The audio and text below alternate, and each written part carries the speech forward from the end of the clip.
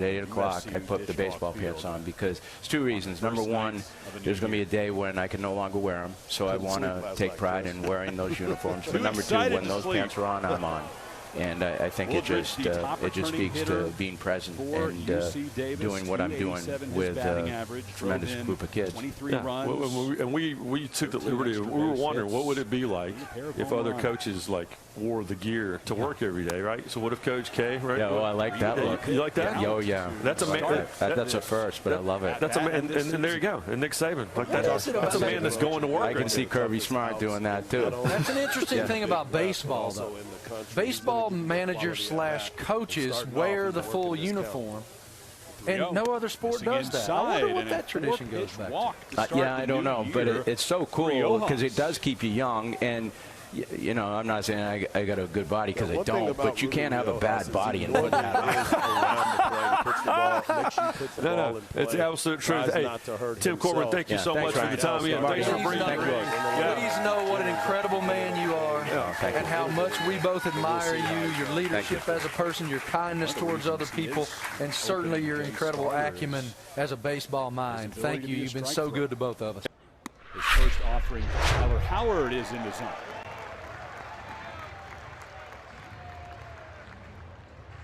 This is the deepest pitching staff that Coach Schlossnagle says he has ever had. 80% of the innings from last year are back. What do you make of it? From the SEC to the National League Right side and through. UC Davis will have. I was pretty certain you guys weren't checking in on my fantasy football season, but I am excited to hear from you. One of the things that about Tony V has been one of one since he took over at Tennessee, and you know, it's amazing how it wasn't that long ago, and he was a fairly, you know, people had question marks, myself included, about the hire. He'd never been a head coach, and man, what he accomplished at Tennessee is just bonkers. And you know, you mentioned some of the stats. The last 5 years, the Vols 5 straight supers. They've averaged 51 wins per year when we only play 56 in the regular season. And you know, I think Tony is one of those very famous he may have a base hit. And obviously Buster Posey, the GM of the Giants, Aggies with nobody very strong ties to college baseball. And I just, you know, the SEC is quite often, and I think accurately called the big leagues of college baseball. And Tony V has a very unique and strong skill set. And I think you can make some cases and find some reasons why for the Giants this makes a ton of sense, even though it is unprecedented. That said, Runes, where does this leave Tennessee at this point as we sit here in late October? Well, I think there's, you know, like a lot of the hay is in the barn in college baseball. Like you've got your roster already set in late October. You know, the balls are well into fall ball. I remember in 2010, Arizona State, you know, a similar time period. Pat Murphy, ironically, who's now the Brewers manager, Arizona State moved on from Pat Murphy, and sure enough, that team became the #1 overall seed in the national tournament and went to Omaha. So I think Tennessee's fine for this 2026 season. You know, Tony, one of his gifts was assembling an elite coaching staff. So assuming Danny White can convince all those guys to stick around, the Josh Elanders, the Frank Andersons, the Quentin Everharts, I think this team is very talented and will do quite well. But, you know, as far as the future of the program, that $110 million stadium renovation. Got another breaking ball right there. And Becerra over at third got a chance to just get a slow roller. Only play that he had was to step on third and no other place to go with it.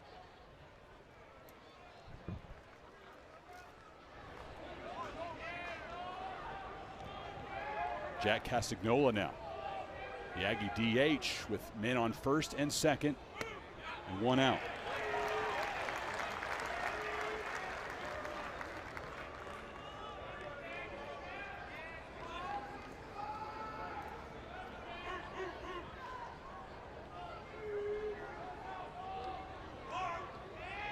One coming from Johans. Into right field, high fly ball. Coming on to get it will be Pack running in to Mendoza. Nothing for the Longhorns. Everybody's safe. Miscommunication there between Mendoza and the right fielder, Anthony Pack. Anthony Pack, a young outfielder, young freshman coming in. That's his ball all the way as he's running in towards the infield. Mendoza's running back towards the outfield with his back towards the infield. Slow start, and it looked like he made the call for it, just came up short on that. Bases full of Aggies again, as Castagnola is given a gift. Lee advances to third. So Lee at third, Wright at second, Castagnola at first, and Evan Gentile will step in, the Aggie catcher.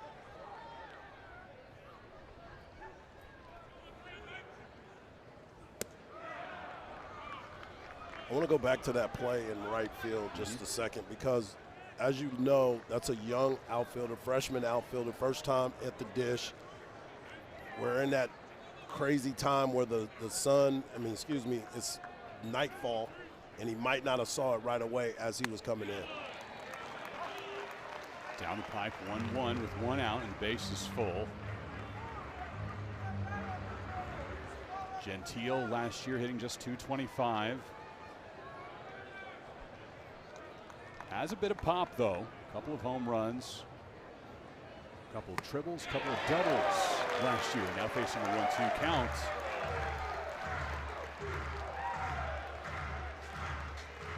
This is ideal for UC Davis as they get a chance to have Ruger Riojas throw a bunch of pitches early in the ball game and make it a little bit tough for him right out the bat. 1-2. Missing low and away.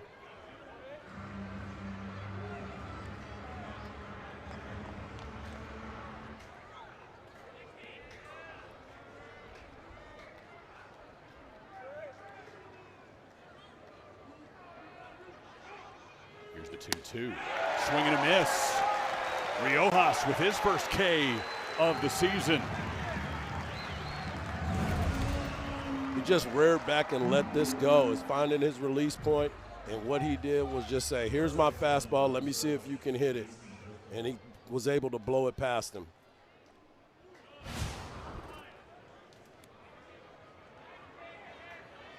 Houston Hirschkorn will try to add to UC Davis's total in the top of the first.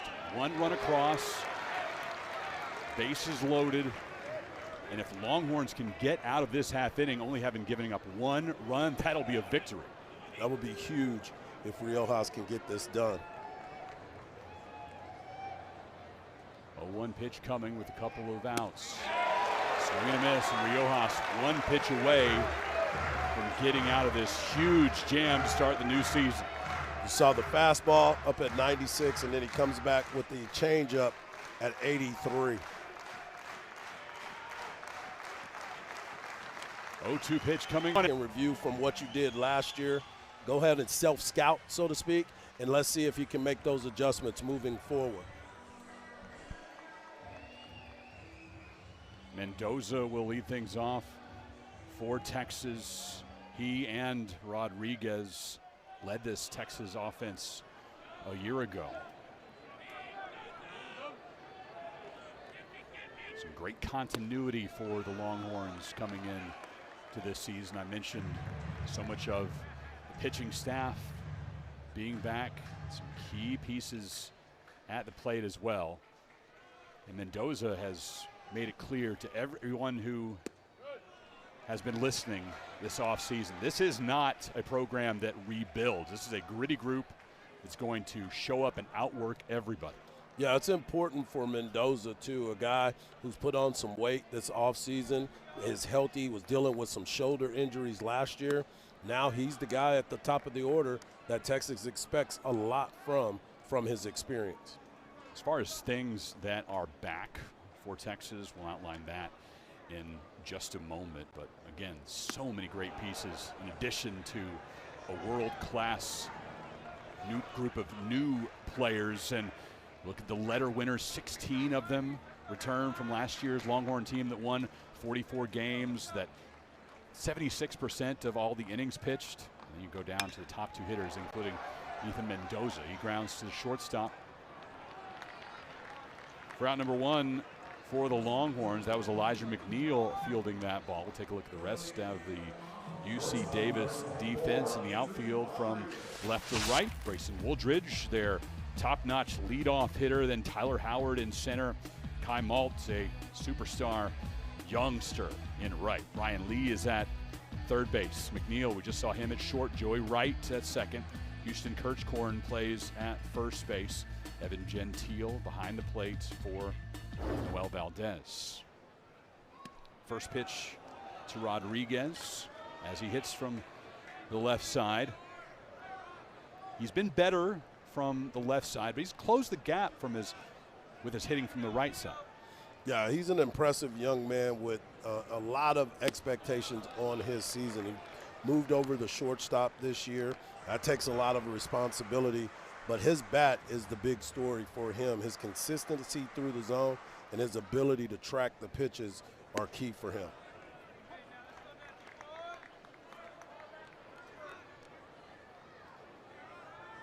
Two won the count from Valdez. Fouled off. Valdez, the Friday starter. Bulldog mentality, Coach Nicholson told us. Likes to work fast and attack the strike zone. That's over the glove of Ryan Lee. First hit for Texas this year comes off the bat of Adrian Rodriguez. Somebody that, as I said just a little while ago, continues to keep his barrel in the swing plane. And there he goes to extend his hitting streak, on-base streak, to 26 games. That's how important and how good of an eye he has at the plate. He's followed by Aiden Robbins, who's another elite contact hitter, but somebody who may have a little bit more power in his bat this season. Well, that's one of the things that he's been working on, is being able to drive the baseball. If you've ever watched him hit, you know that he has great power to the opposite field. He's got good swing plane, and he's a high contact guy. Anybody that hits over 420 in college baseball, you can hit. Missing outside. Robbins, a preseason All-American.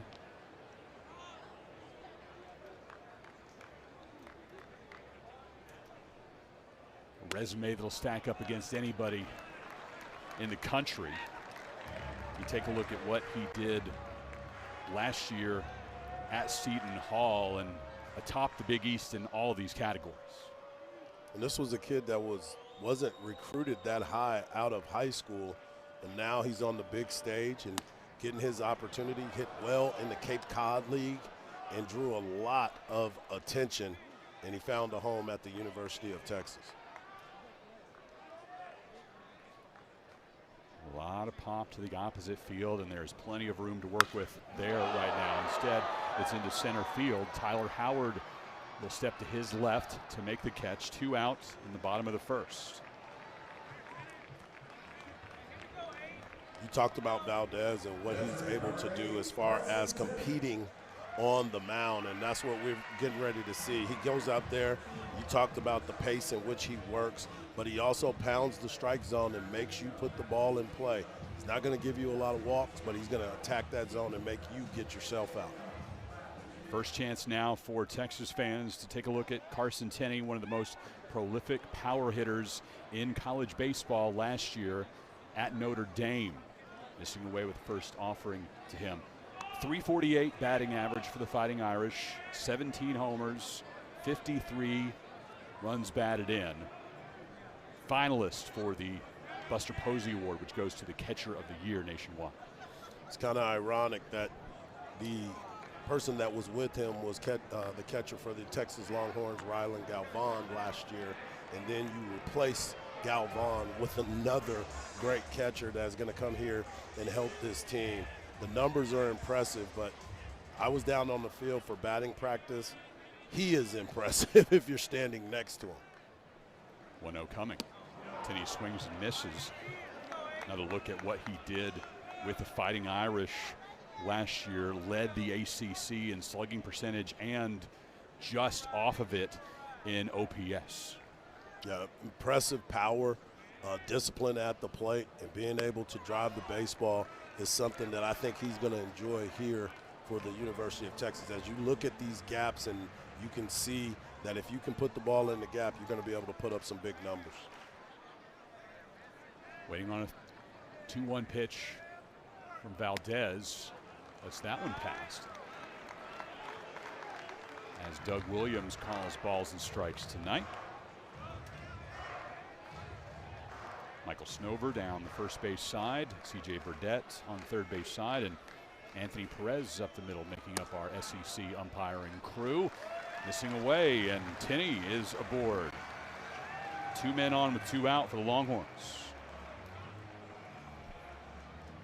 Valdez a little disappointed in himself with that delivery.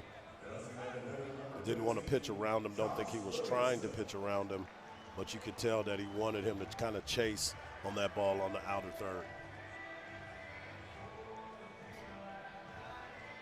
And this Aggie team built so much on pitching and defense. They do not walk people very often. They put Tinney aboard on a free pass, and Josh Livingston now for Texas.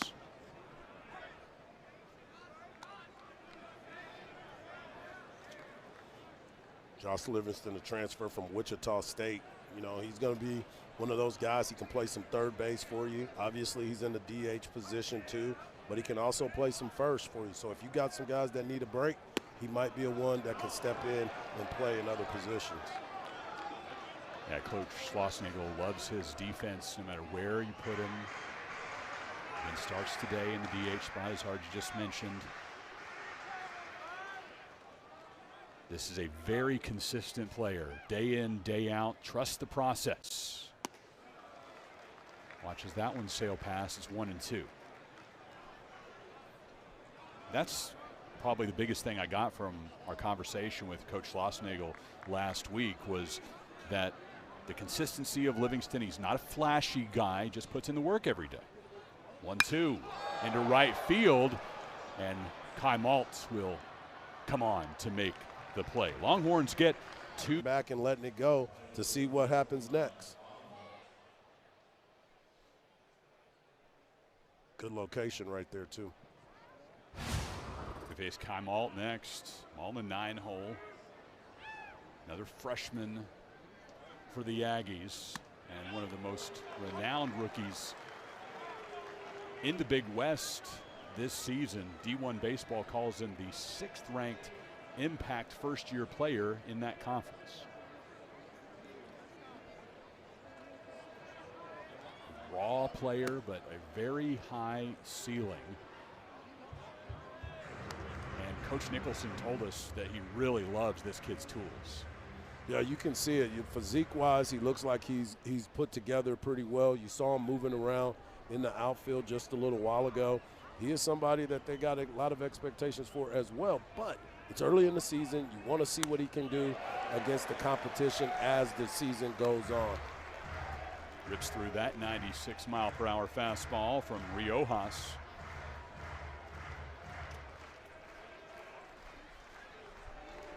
One-two pitch coming to Malt.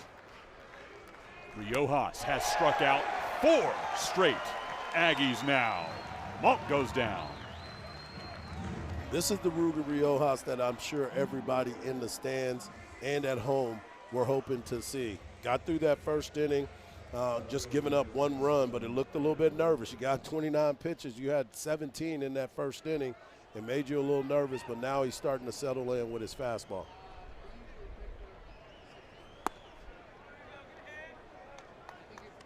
Riojas began his career as a reliever at UTSA, transferred into Texas last season.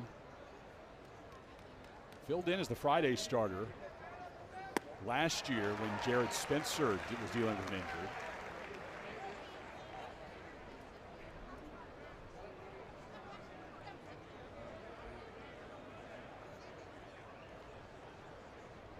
Decided to come back to Texas to up his stock. The MLB draft. has looked super impressive to close out the first inning and start this second. Top of the UC Davis order. Wooldridge walked to begin that Aggie first, now facing a 1-2 count with 2 out.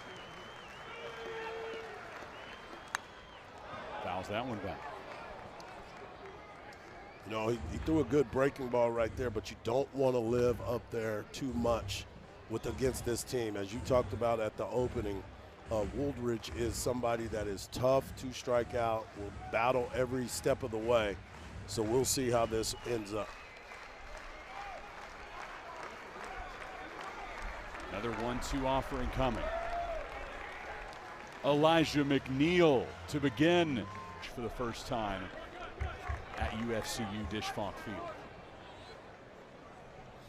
I know when we got a chance to talk to him, he was really, really excited about being here and getting an opportunity to be a part of this once again. Back to Ryan Lee, this time on the ground, fires it across the diamond.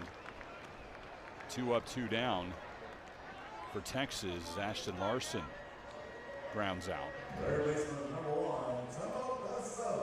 Nicholson, after his volunteer assistant role, went on to Sacramento State for a couple of seasons, back here as the infield and hitting coach, and then an assistant for Stanford for 4 years before becoming UC Davis's head coach in 2022. And we'll talk throughout the weekend about the improvement that this program has seen as he inherited a team that won just 6 games in that initial year. Now has a squad that is winning 20, 25 games on a consistent basis. 1-2-3 inning for Texas as Temo Basara flies out to end the frame. We're through 2 in Austin, 1-0 Aggies.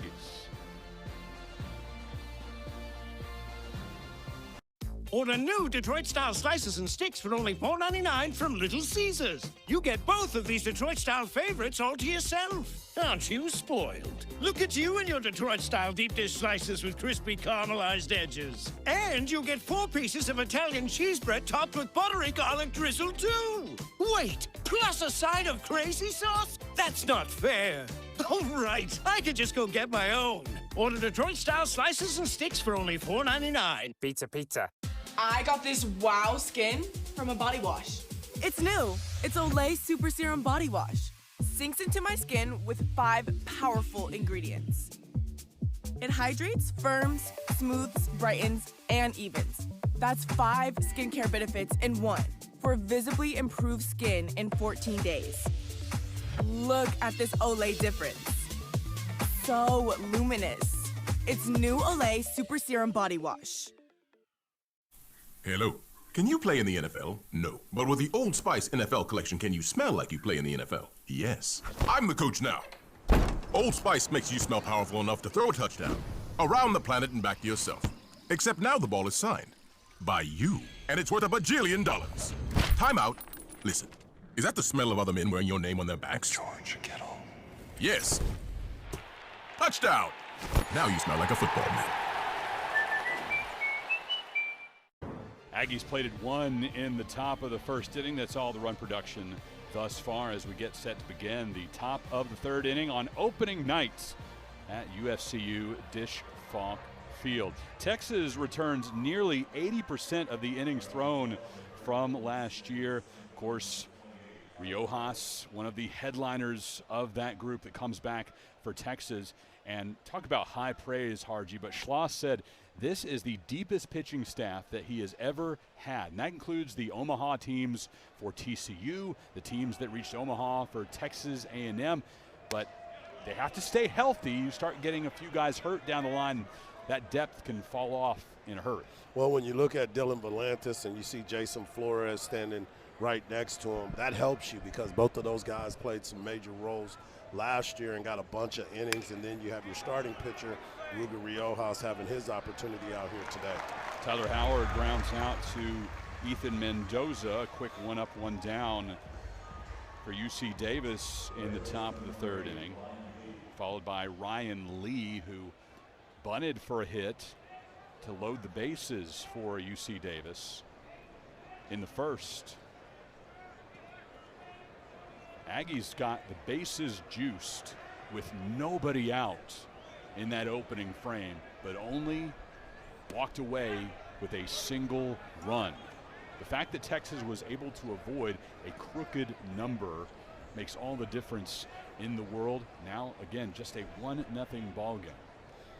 Yeah, that was big for Texas, but more importantly, it was something that Tommy Nicholson will probably talk to his team about, and how they left a bunch of runners out there with an opportunity to get busy early.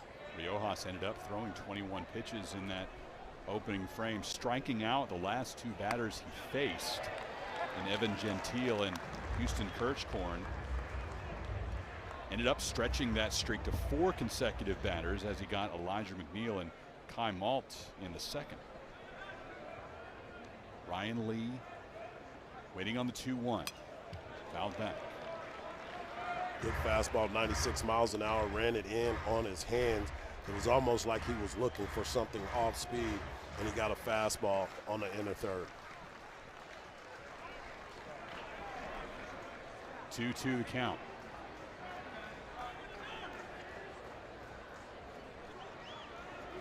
Riojas sitting at 4 strikeouts. He'll stay there as this one's into center field. Aiden Robbins steps back to make the grab for Texas. Leads to Joey Wright. Had an RBI fielder's choice in the first inning.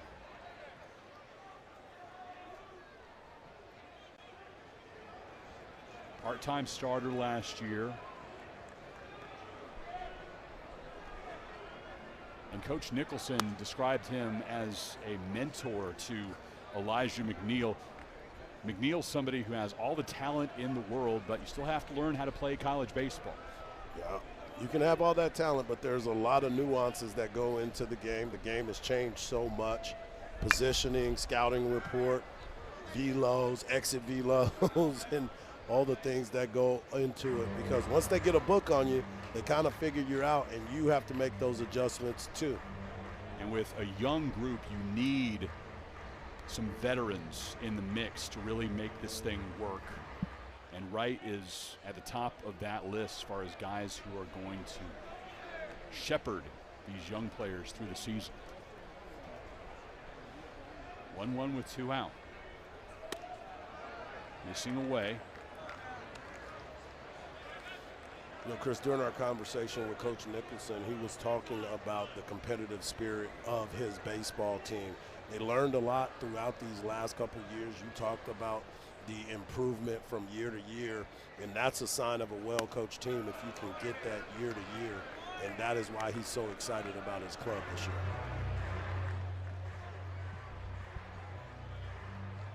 Plenty of expectations from inside the program. On the outside, not much. Picked 8th in the Big West preseason poll. 3-1 in there, 3-2. But Harji, preseason polls in this era of college athletics, any sport, they are meaningless. Yeah, I talked to a lot of media members, including yourself, and a lot of us get votes in the preseason polls, but like anything else, you look at them and you're like, okay, what exactly do they mean? Considering all of the transfers, all of the question marks, it's tough to really nail it down, but here is what the voters in the Big West put together. UC Santa Barbara at the top of that list. UC Davis, by the way, playing its final season. A well-deserved curtain call coming from Aiden Robbins. Doesn't get much better than that, does it, Harji? No. Opening night, a packed house at Dish Falk, and plenty of people, including those who vote for the All-American Awards at D1 Baseball, think he is an All-American caliber player. As we talked about in the opening, when you hit over 420 in Division I baseball, whether you're in the Big East, the Big West, or the SEC, that's doing damage. And that's exactly what he was able to do on that first pitch breaking ball. After the mound visit, Josh Livingston First pitch delivered to him. Livingston flied out to right to begin his day. That ended the bottom of the first as the Longhorns left a couple of runners stranded. Former Wichita State Shocker.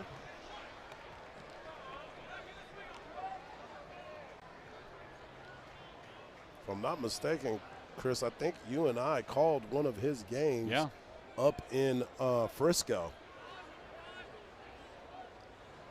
2-0 pitch. This is Frisco Classic 10 this year, by the way. Looking forward to being a part of that broadcast team again. RG and I have done a lot of those events in Frisco and also the peak events. Round Rock Classic that is next weekend, just a little bit north of here. 2-1. And you mentioned it, you know, the transfer portal giveth and it taketh away. So we've gotten the chance to see a lot of different players play with a lot of different teams throughout our career doing this type of work. So it's been very impressive throughout the day. 3-1. High fly ball in foul territory. Hirschkorn drifting back towards the line, able to make the grab.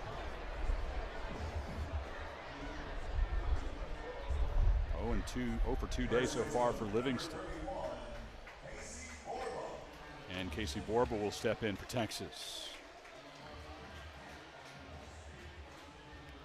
They're trying to sort out who is where. That is incredibly hard in this day and age. You see names pop up, it's like, oh, I remember him. Where have I seen him before? In the case of Livingston, when he was wearing that Wichita State Shockers black and gold. It's an interesting time, as you mentioned earlier, about college athletics, how things go, where things are going. So it's just fun to see exactly where these kids and the opportunities that they're continuing to get, even if it's sometimes not what you expect to see. Carson Tinney, the transfer from Notre Dame, at first. Casey Borba at the plate. Somebody that Coach Schlossnagle has lauded for his change in the offseason. Said his body and his approach at the plate are very much different than they were last year. Yeah, he was somebody also that stepped up big for this Texas baseball team as the year went on, played a lot of third base for Texas and had some clutch hits throughout. To begin SEC play. First 7 starts in conference, had an ERA at straight 3s, and then the final 4 starts, Texas lost 3 of those 4 games, and he gave up 25 earned runs. So you go into the day wondering what version of Riojas we're going to see, and he looks every bit that early season ace right now. Yeah, that's why he's getting that Friday night start. They said that he's earned it. He's worked really hard to get it done, and now he's having that opportunity to show why he got that Friday night start. Jack Castagnola for UC Davis reached on an error in the first. 0-2 to him, missing away.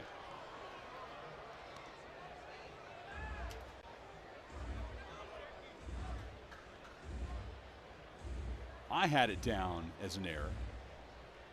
They gave him a hit. How about that on the miscommunication between Mendoza and Pack? Did not think so. Got him looking. 6 Ks now for Riojas on opening night. You're a tough scorekeeper on the opening night. Fastball right there, froze him. Came on the inner third, kind of tailed back over the middle of the plate, and then boom, strike 3. Letter of the law.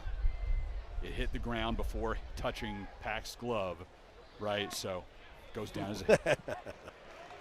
We'll give him some grace. Just a little bit. Just a little bit. This is Evan Gentile. Struck out swinging in the first. The initial victim of Riojas. 0-1. 95 miles per hour out of Ruger's right hand. When you're watching him pitch, you can see he's kind of effortless with the motion right now. That he's got some whip on that fastball. He's just kind of letting it go and believing in it. You know, we talked about Max Weiner in this pitching staff and what they've been able to do since then, and there he is again, dialing it up again with a 96-mile-an-hour fastball. Ruger Riojas keeps getting the job done for Texas. That's 3 consecutive Ks and 7 in total. Truman out there on his bus, racking up the Ks on the bus.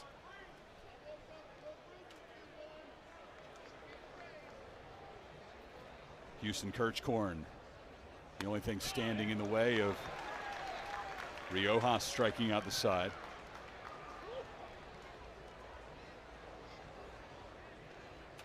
Kirchkorn struck out looking to end the first inning on a 97-mile-per-hour heater.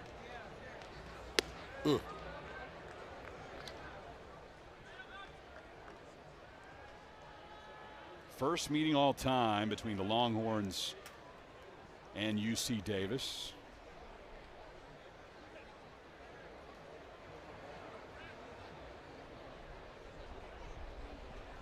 Return home for the Longhorn legend, Aggie head coach Tommy Nicholson. Kirchkorn gets points. Not only did he get hit, so did Carson Tenney on the backside.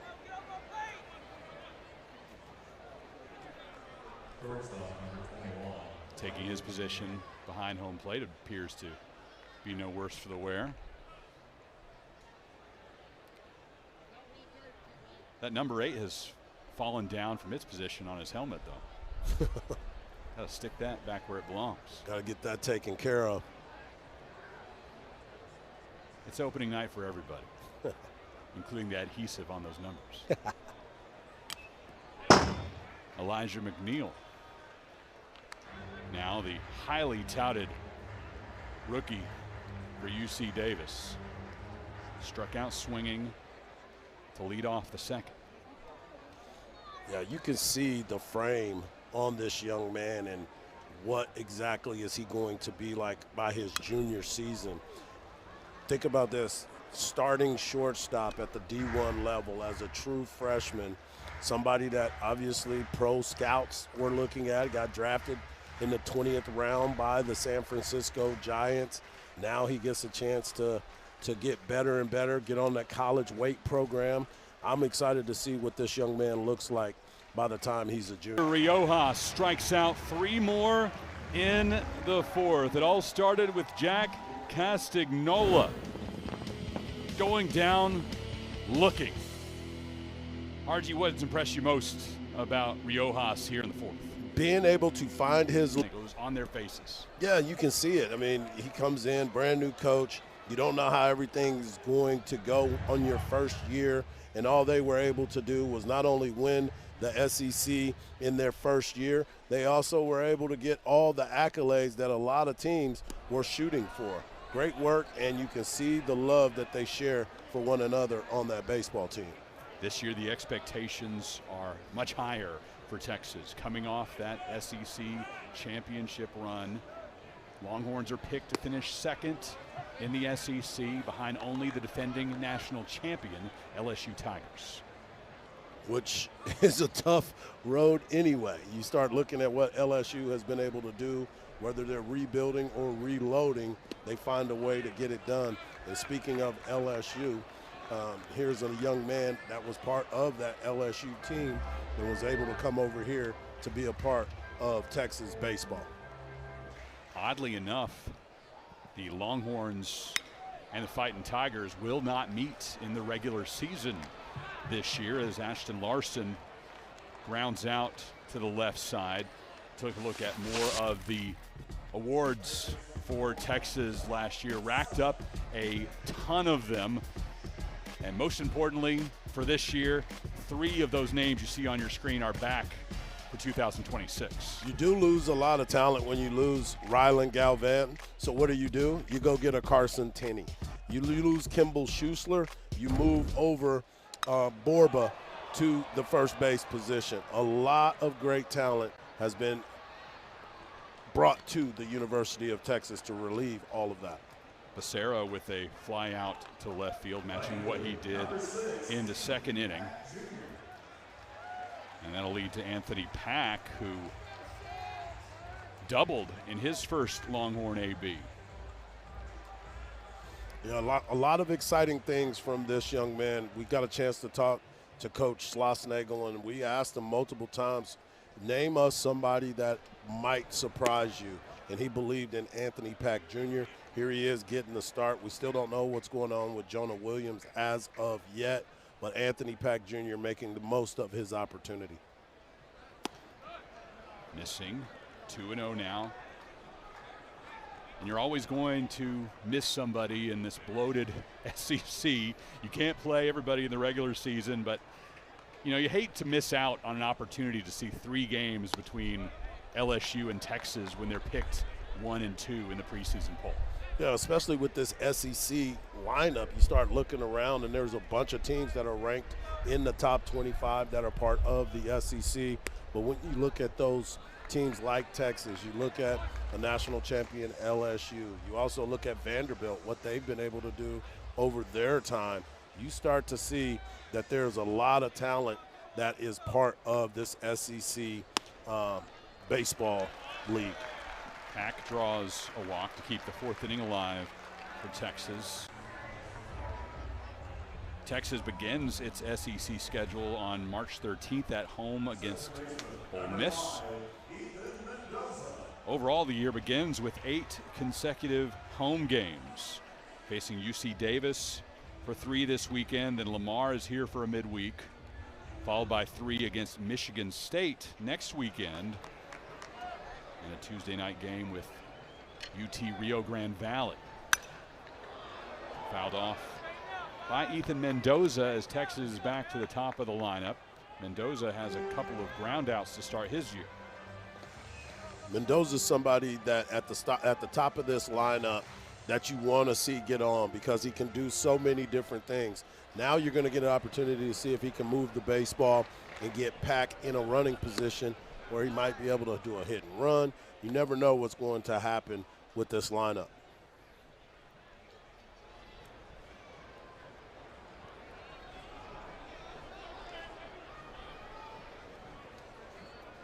Mendoza and Rodriguez leading this Texas offense last season. Expected to do more of the same here in 2026. Mendoza, vocal leader in this Longhorn clubhouse. He's not just the guy at the top of the stats. 1-1, again fouled off. Got a chance to see Pack get a good jump right there. Mendoza with 2 strikes. Good contact hitter.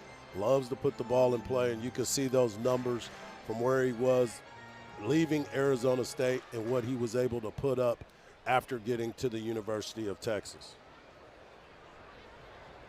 Facing a 1-2 count. Mendoza grounding to the third baseman Ryan Lee across the diamond for the 3rd out. Mendoza with an 0 for 3 day here on opening night. Texas leading 3-1 over UC Davis as we head to the 5th.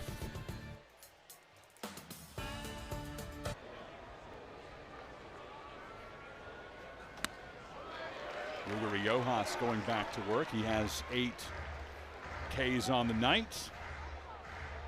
And an 0-2 count to Kai Malt. As we talked about, being able to come back and find your release point, feeling confident about every step of the way. And all he's doing is just playing catch with Carson Tenney. Missing up high.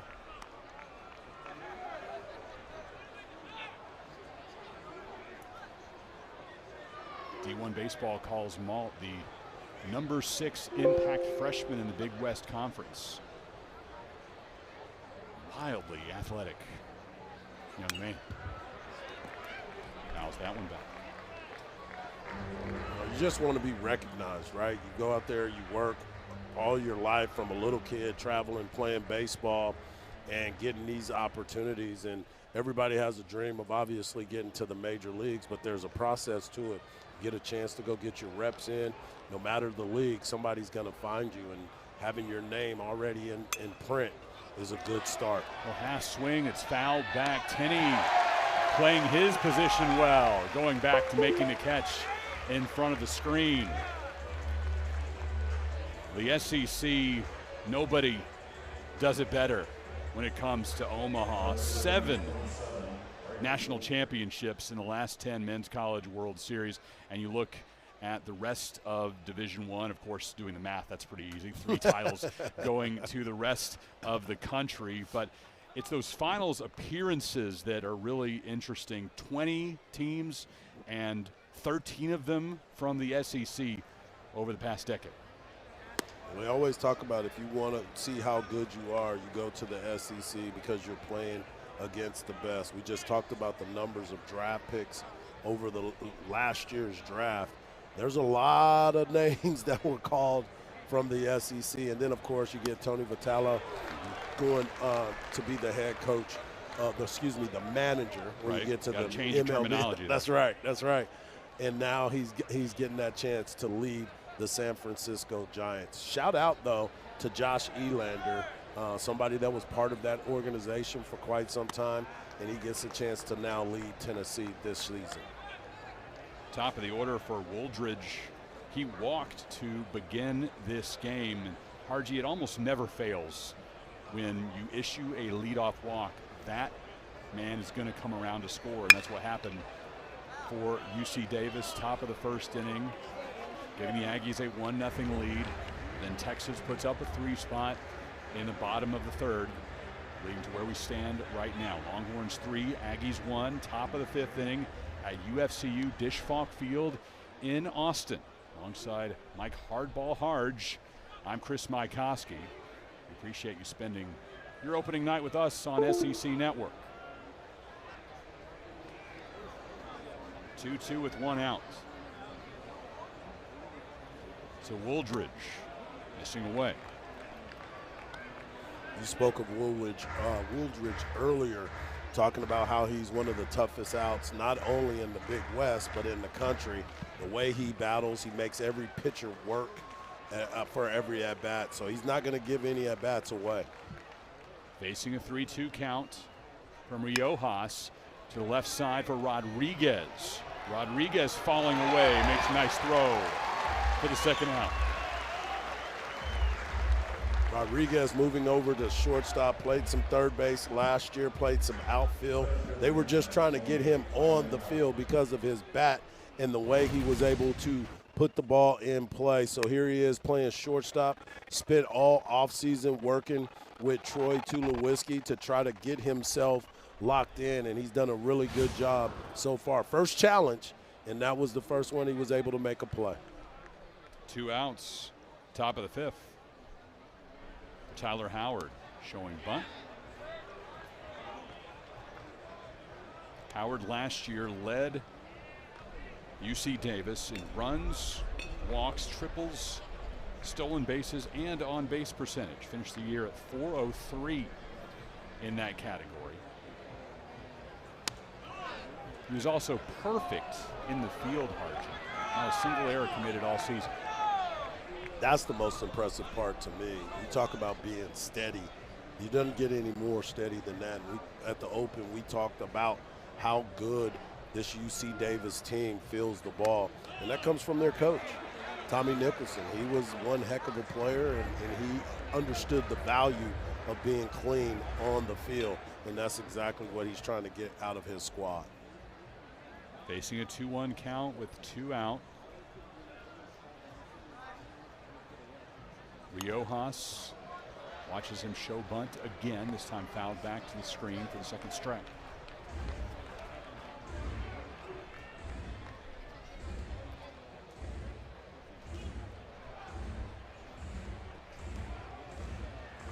Very few empty seats here at Dish Falk, and those are only because people are up getting a snack or a beverage. This place is packed on opening night. 2-2 with 2 out. Fouled off towards the UC Davis dugout along the third base line. It's a beautiful night for baseball, as you mentioned, an opening night, Friday night. This is the perfect time for it. Great crowd, nice weather. Now the game got moved up tomorrow. Right. We will be on at 12 noon tomorrow because of some possible noon Central Time, right back here on SEC Network Plus. Second of 3 on the weekend.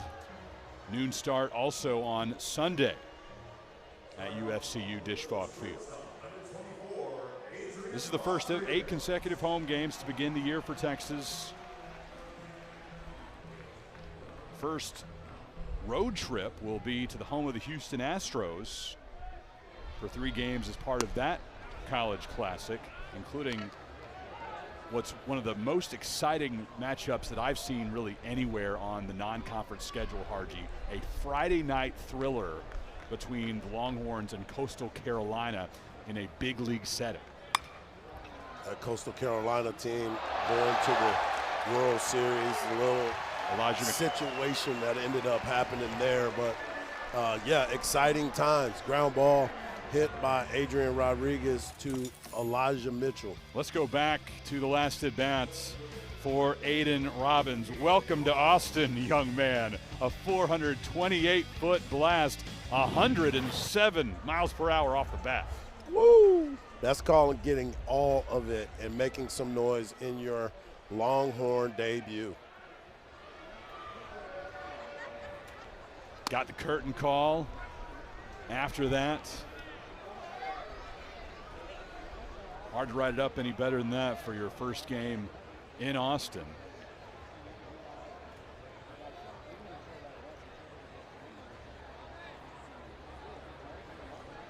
Now you just need to end the night with a victory. You know, the interesting part about it, and we've gotten a chance to talk to some of these players and getting to know them, their journeys. The journeys as a transfer portal guy, getting an opportunity to come to a school like the University of Texas. He took 9 visits to different schools that were looking for him, and he did it all in 6 days. You take a look at why so many different programs wanted him to join them. You look at what he did last year at Seton Hall, led every single one of those offensive categories for the Pirates.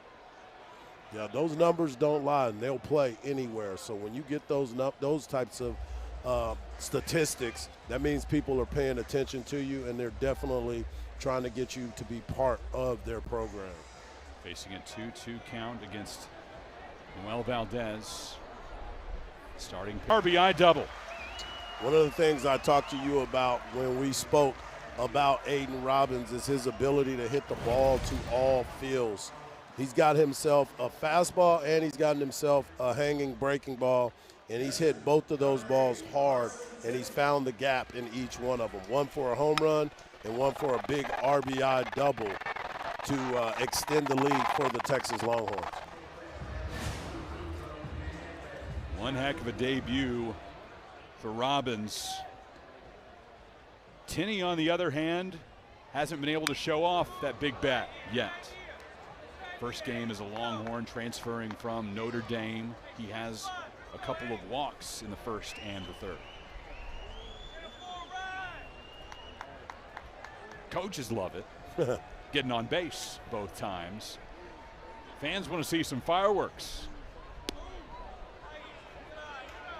And as a hitter, you want to make some fireworks, so all the way around.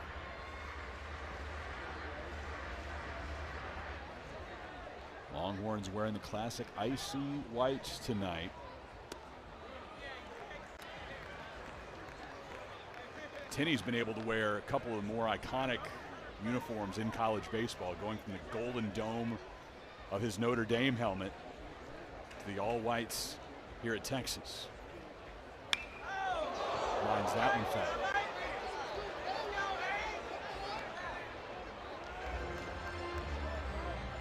Big swing right there. Now he's got to lock back in to be able to see exactly what this next pitch is going to be.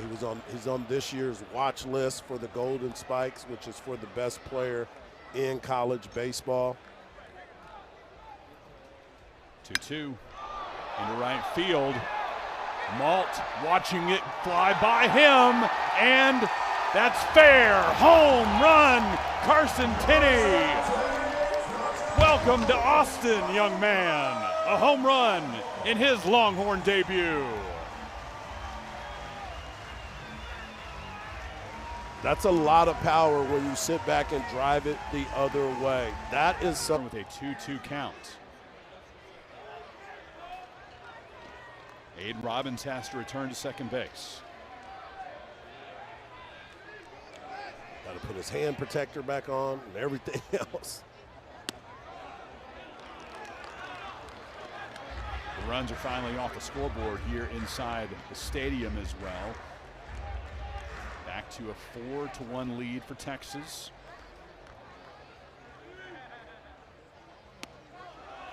Tenney has 3 walks in his first game as a Longhorn.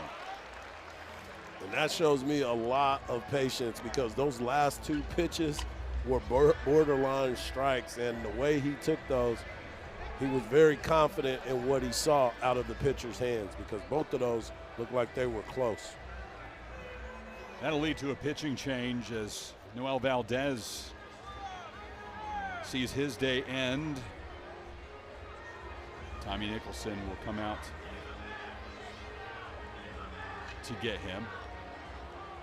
He'll actually send an assistant to the mound to make a change for the Aggies.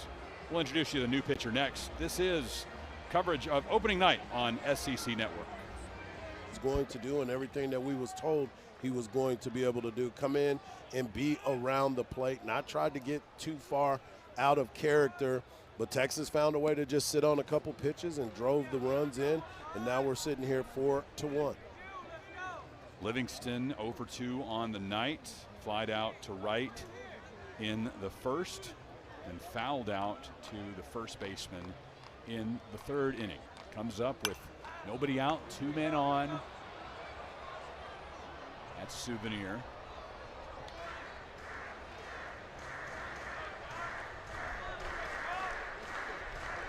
Lerma last season was one of the most dominant relief performances in Aggie program history.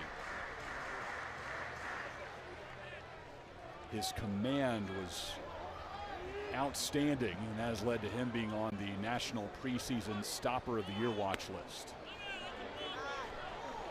As you mentioned those numbers, you see why he's on that. He balks here, though, Harji. Moving Robbins to 3rd and Tenney to 2nd.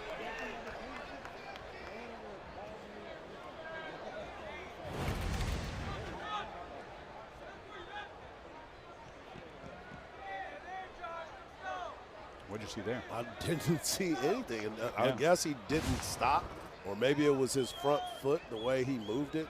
But it didn't look like no harm, no foul right there. 3-1 the count to Livingston, as Lerma is in danger of loading the bases full of Longhorns for Casey Borba.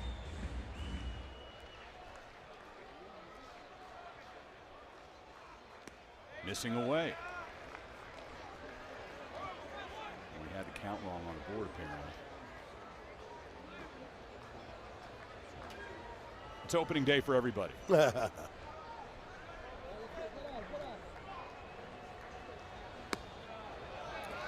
There's ball 4.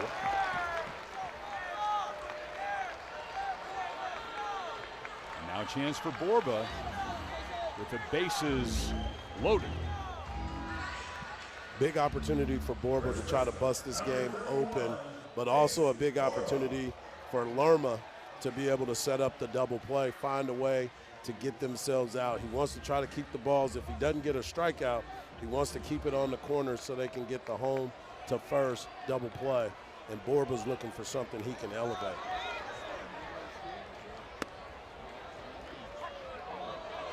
Borba, part of the Austin Regional All-Tournament team last year.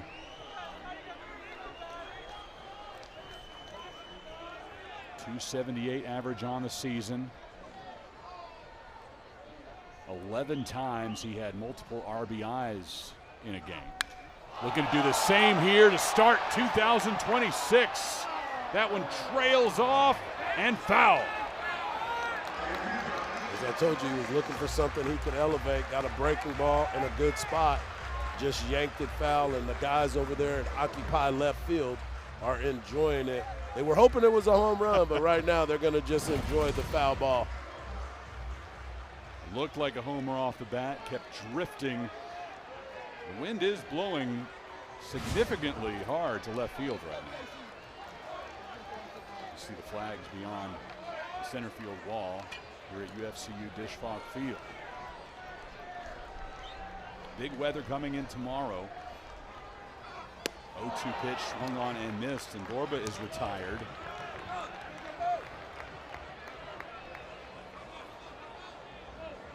The strikeout to walk ratio was 35-5, which is why he wanted to make sure he got that breaking ball in the right spot, and he had a chance to find that.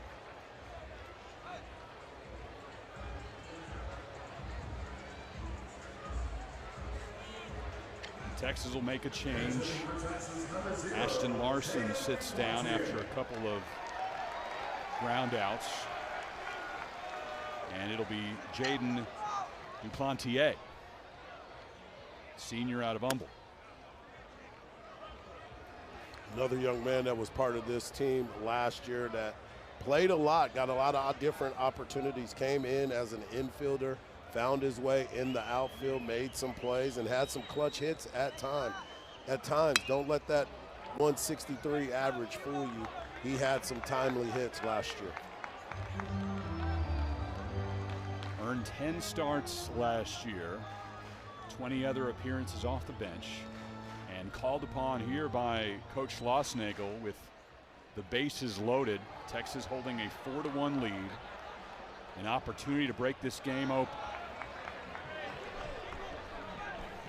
And Lerma's trying to do everything he possibly can to not let that happen. This is why Coach Nicholson went to him out of the pen. You mentioned the stopper of the year, preseason stopper of the year accolades that he has. 1-2, lifted foul.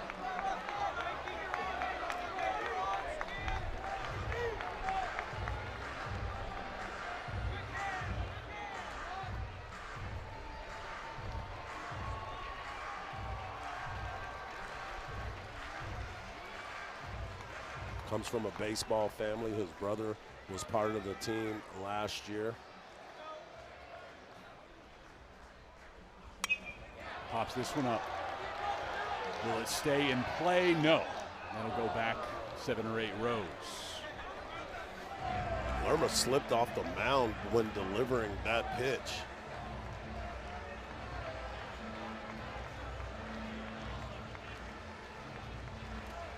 Hope he's okay. Not asking for a visit from the trainer. Going back to work. 1-2 pitch. And Duplantier is retired. Lerminator with a couple of strikeouts. Very impressive. Able to mix in different pitches, keeping everybody off balance. Coming off that left side, being able to deliver strikes in clutch moments and holding Texas to with runners on base. Right now with an opportunity to get out of this inning pretty much unscathed. Here's a Stanford transfer. Becerra, a couple of flyouts for him today in the second and the fourth. With the Cardinal last year, hit .330.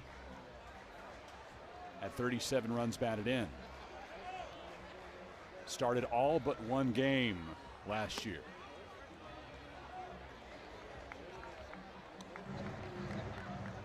And the big headlines in the transfer portal for Texas may have been with Tenney and Robbins, but Becerra is a huge get as well.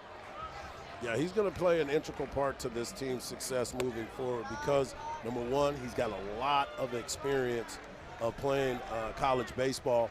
but more importantly, you can move him around on this infield. He's playing third. He's a natural shortstop. You can move him over to second. So you can piece some things together and find a way to have success. Missing on the 2-1. Bases full of Longhorns with 2 out. Robbins at third, Tenney at second, Livingston at first. Young man, have a day.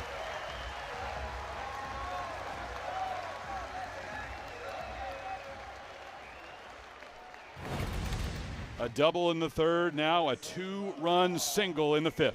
Got fooled by the breaking ball earlier in the at-bat. In the very next pitch, he got it back and was able to take a good swing and drive the ball to right field and pick up 2 RBIs to extend the lead for the Texas Longhorns. And UT is now batted all the way around. And Ethan Mendoza, the 9th hitter to reach the plate. Off and running is Pack. McNeil had to step in front of the bag, rather Joey Wright taking the throw, the second baseman. So Pack advances to second. Becerra remains at third. Great jump by Pack, almost like he was going on first move because he was easily into second base.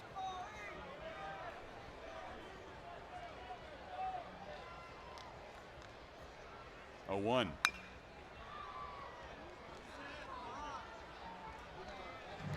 The way that Coach Schlossnagel has been able to shift the culture here in Austin, Mendoza's really the embodiment of that, Harji, with his gritty, disciplined focus.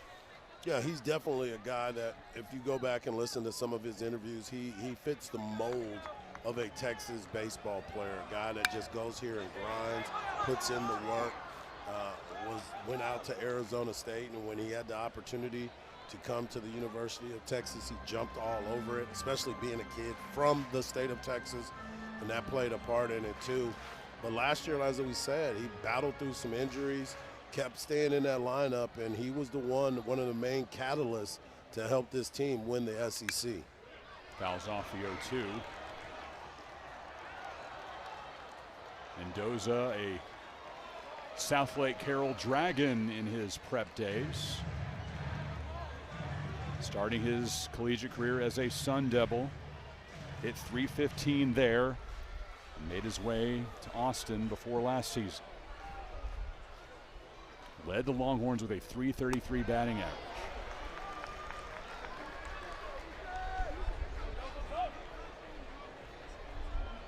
And it was at the beginning of his tenure that really caught a lot of people's attention, Harji. His first 34 at-bats, 4 of those were for home runs.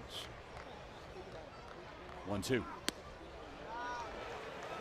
Count now even. That's when everybody thought he was going to have a power surge last year because he was able to pass his home run numbers from the previous year. As I said, he battled those injuries, kind of slowed him down, became more of that straight contact hitter. Now facing a full count with 2 out and 2 on.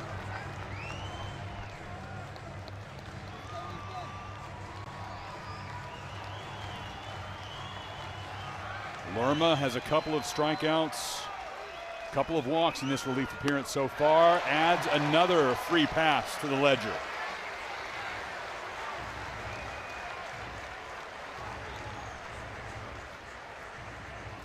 That's a patient at bat right there for Mendoza. When you look at a guy that is the leadoff hitter, he's 0 for 3 leading into that at bat, and finally get a chance to have runners in scoring position. He showed some patience, fouling off some pitches, and now he's back in there.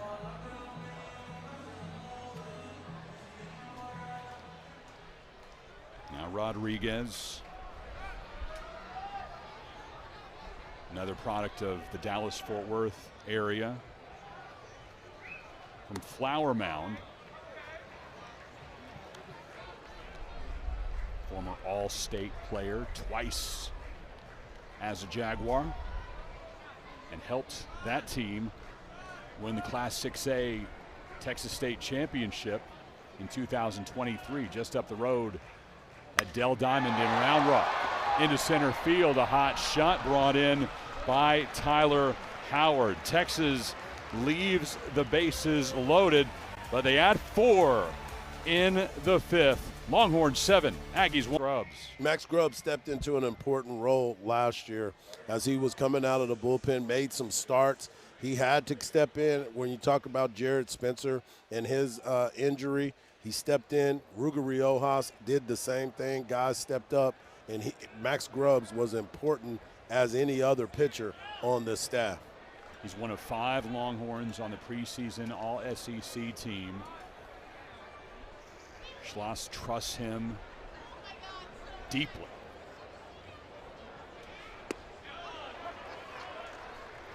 And it's really such a high ceiling for Grubbs because you know that he's great now but can be even better, and that should be scary for every hitter in the SEC. Ryan Lee leads off with a single, though, to start this appearance for Grubbs. He got something elevated there, got a hanging breaking ball, jumped all over it. He didn't like the first pitch that was called a strike. Saw another one come in, ball was elevated, and he slapped it in to left field to hopefully get something started for UC Davis. Cleanup hitter Joey Wright will follow him.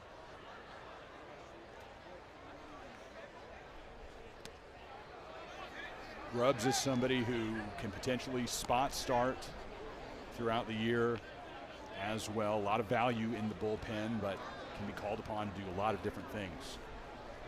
And that is what makes everything so good for Coach Schlossnagle. He was talking about what he means to this team. He's a glue guy in that bullpen, and he can do a start, he can come in and close, but he can also do this and come in the middle relief to be able to stretch some of these guys and stretch those innings and save some arms. 1-1 the count to Wright. Not the situation here. Comes in to begin an inning with a 6-run lead, but maybe the best line from Schloss in talking about Grubbs with us is that he can come in and settle a storm. Bunt laid down by Wright, and he'll get aboard. That is a beautiful bunt by Wright. Perfect position, right speed off the bat, got a pitch that was down, and Becerra was playing a little bit deep, wasn't expecting a bunt right there, and that was perfectly placed. There was nothing else you could have done better than that right there. One more look as Joey Wright puts his head down and makes his way to first. Now Castagnola singled in the first, struck out looking in the fourth. One of those 9 victims for Riojas.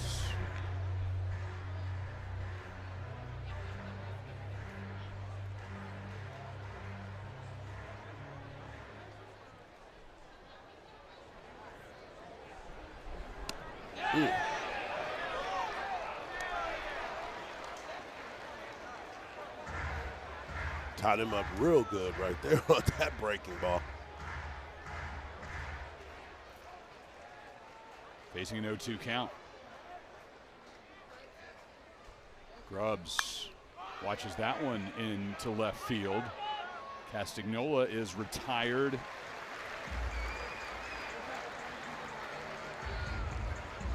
Jaden Duplantier went out to left to take care of that fly ball, replacing Larson. Looked like he judged it a little bit coming in, but he was able to have closing speed to make the play.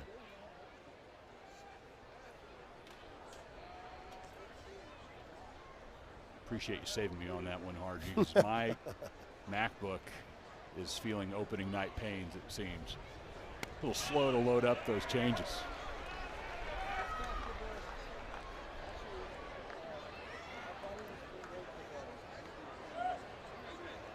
Technology should be immune from opening night jitters, right? Right, I agree. Evan Gentile has struck out a couple of times in the first and the fourth. We'll take a look around the SEC tonight. Good number of finals already. First game of the year for a conference team was in Arlington as Oklahoma played Texas Tech at Globe Life Field, and the Sooners started their year with a 10-3 win over the Red Raiders. Keenan Anzai, the new pitcher.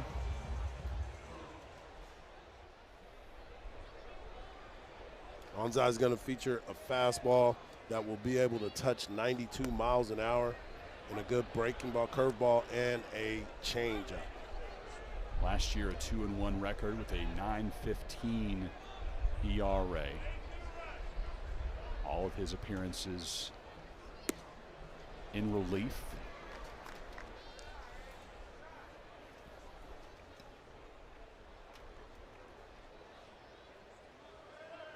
Trailing by 6. And the Aggies, not known for big bats, it's going to be hard for them to work through, get back into this ball game. And having spent their ace here on Friday night, maybe tough sledding for the rest of the weekend. Aiden Robbins suffering a strikeout to start Anzai's appearance. Anzai with his breaking ball, his slider, to be able to strike out Aiden Robbins. Missed the fastball, took it for a strike, and then he comes back with that slider down and out of the zone and had Robbins fishing for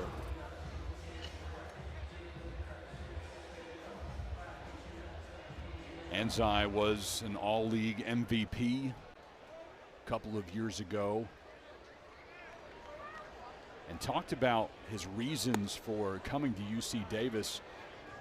And the biggest one was the winning backgrounds for this coaching staff. Looked at what Tommy Nicholson had done not only at UC Davis, but before that as an assistant at Stanford and at Texas, and had a great deal of confidence in him.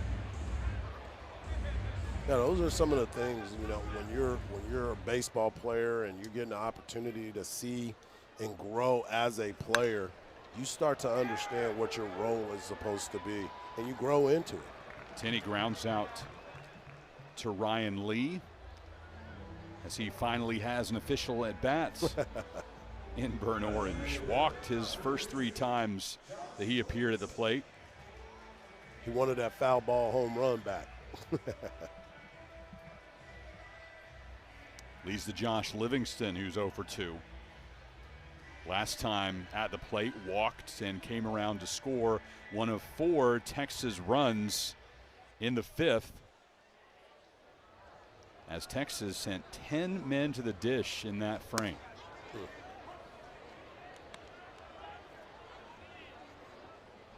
I started to take you around the SEC, and after the inning-ending double play, only got through a single score, with Oklahoma beating Texas Tech today in Arlington 10-3.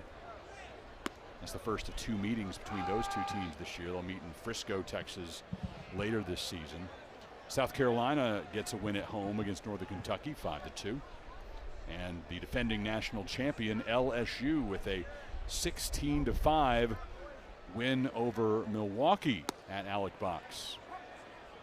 And that is one of my favorite things about starting this season. You know, you and I doing what we do, we have a great appreciation for all the outstanding broadcasters around this country. And Lynn Rollins has been a stalwart calling LSU home games for decades. To be able to turn on that game this afternoon and hear Lynn say, "You can pucker up and kiss that baby goodbye," you know the season has started. And you know that his running mate, the one and only Big Ben McDonald, loves when he says that as well. 2-2. To the right side for Joey Wright. Over to first, a 1-2-3 inning for the Texas Longhorns as Keenan Anzai gets things done. Texas, it's opening night, fired up here at Dish Falk. Longhorns lead by 6. Hopefully, by moving up by 2.5 hours, we won't have any trouble in Austin tomorrow. Houston Hirschkorn, then it'll be Elijah McNeil and Kai Malt due up for UC Davis.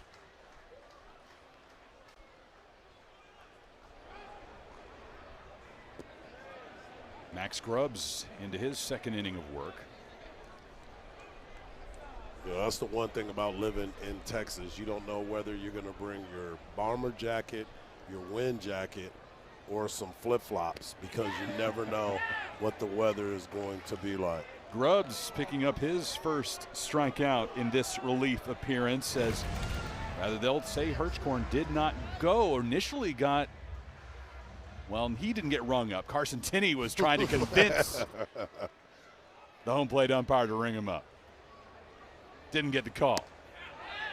Missing inside instead of a strikeout.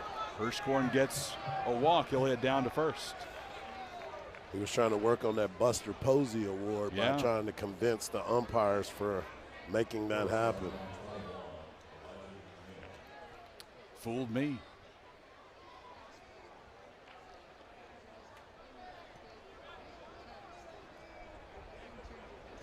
Here's McNeil. A couple of strikeouts for him tonight. In the dirt. That'll get away from Tinney. And Hirschhorn makes his way to second on the wild pitch. Yeah, Max Grubbs is not looking as sharp as he once did early in last season. Just coming in, trying to find that strike zone, trying to be able to get the ball across the plate. Uncharacteristic of that young man thus far. Swing and a miss. You take a look at last year's numbers for Grubbs, and this is why he's on the Stopper of the Year watch list with a 2.84 ERA last season. You see it get progressively better through his 3 years as he goes into his fourth now in Austin. Max Weiner really likes working with Max Grubbs because he knows that he can get more out of him each time he takes the mound.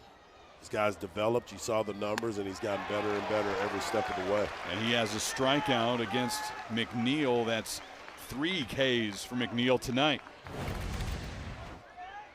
Here he is finding that release point, getting the breaking ball over there, and McNeil swinging through that breaking ball. That young man's going to have a lot of really good nights this year, but this is one he'll like to forget, making his debut in an Aggie uniform. Kai Maltz struck out his first time up and then fouled out to the catcher, Tinney, in his last appearance.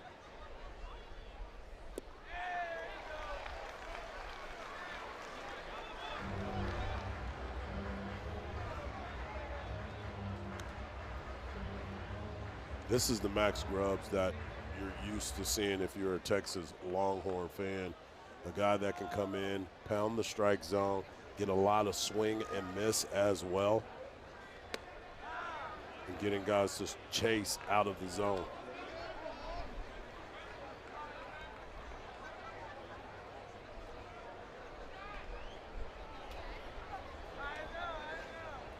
Two-1 with 1 out. Now 3-1, and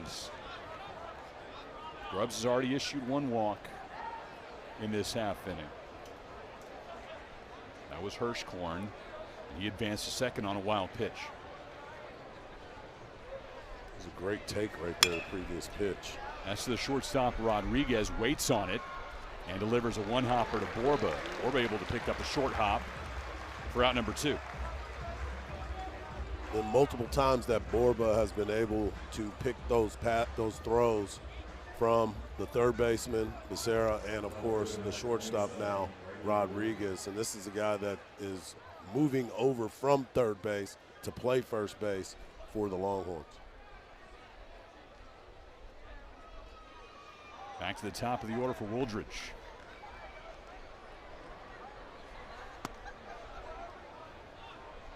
Grubbs on that Stopper of the Year watch list, part of a trio of Longhorns recognized in the preseason.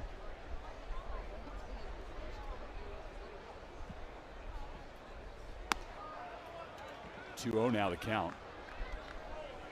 Thomas Burns, Cal Higgins also on that list. take a look at the numbers for all three of them in just a moment.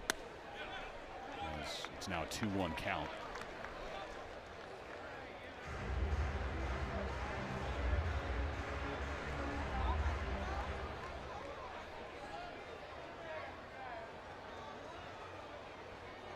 Runner on third, 2 outs for UC Davis.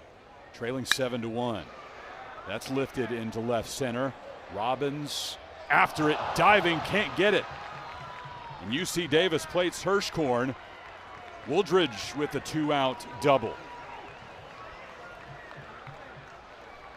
What great effort by Aiden Robbins in center field, but better swing by Braden Wooldridge as he drove the ball into the left center gap. Stayed back on the breaking ball, had a great swing path, got that ball up in that jet stream and drove it into the left center field gap for a double. Great effort by Robbins, diving just in front of the track. But cannot bring that baseball in. And what did we say, Harji? You walk the leadoff hitter. Never fails. He scores. He is Happens going again. to score. Happens again as Hirschkorn drew the free pass to start this 7th inning. Scores on an RBI double by Wooldridge. Tyler Howard now for UC Davis. Longhorns 7, Aggies 2. Grubbs 1 pitch away from getting out of the inning. Right down the pipe. No. The entire Texas defense had taken a few steps towards the dugout. But no such luck from umpire Doug Williams. And didn't miss by much. Can hit. This time a big swing. That's a solid base knock, and he is rounding first, heading for second. Borba with a leadoff double standing up.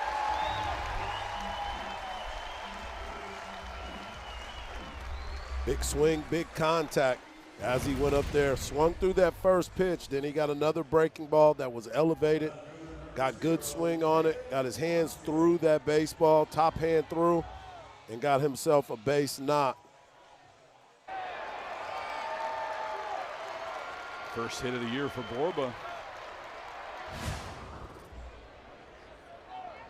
Duplantier will try to bring him around.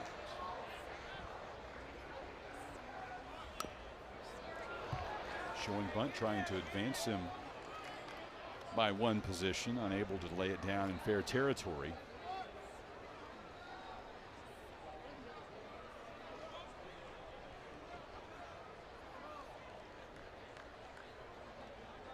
Duplantier's best season offensively, average-wise, came back in his freshman campaign when he hit .256.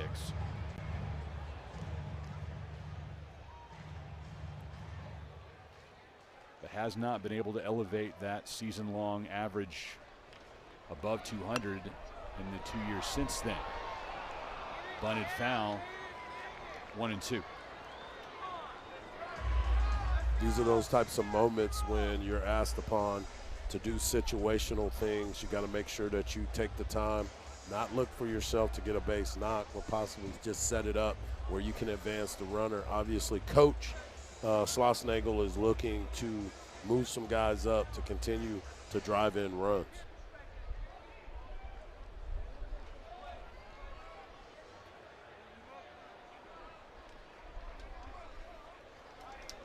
Duplantier, one of 16 letter winners back on this Texas team that won the SEC championship last year. 44 wins, best total in 15 years.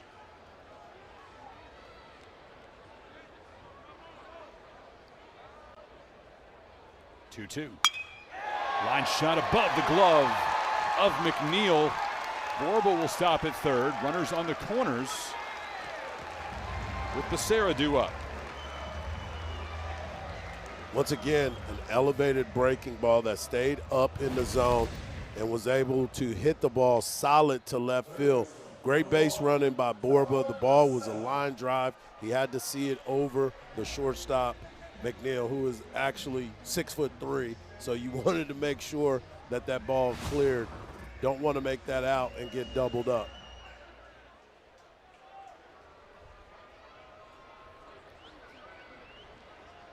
Solid vertical, but not enough to bring that one in. Would have had to be in about 6'10".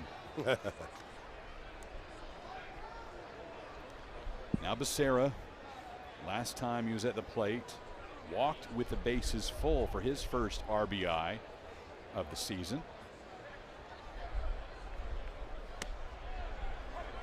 Transfer from Stanford.